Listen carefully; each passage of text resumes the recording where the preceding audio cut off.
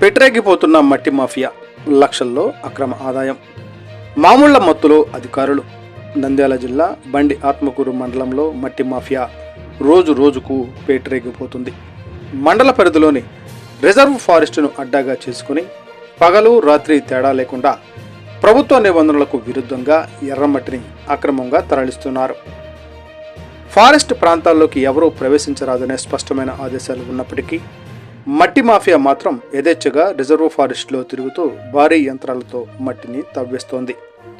నంద్యాల పట్టణంతో పాటు పరిసర ప్రాంతాల్లోని ఇటుకల బట్టీల వద్ద ఎర్రమట్టికి భారీ డిమాండ్ ఉండడంతో ఈ అక్రమ వ్యాపారం మరింత ఊపందుకుంది.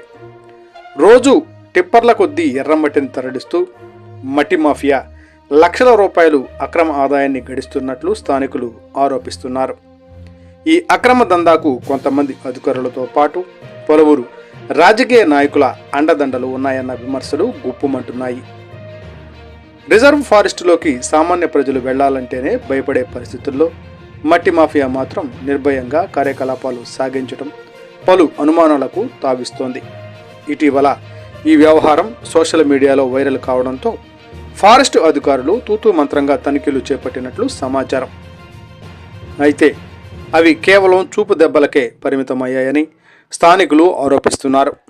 అక్రమ మట్టి తరలింపును అడ్డుకునే ప్రయత్నం చేస్తున్నట్లు నటిస్తూ మాఫియా నుంచి లక్షల రూపాయలు మామూళ్లు ముడుతున్నాయన్న ఆరోపణలు వినిపిస్తున్నాయి.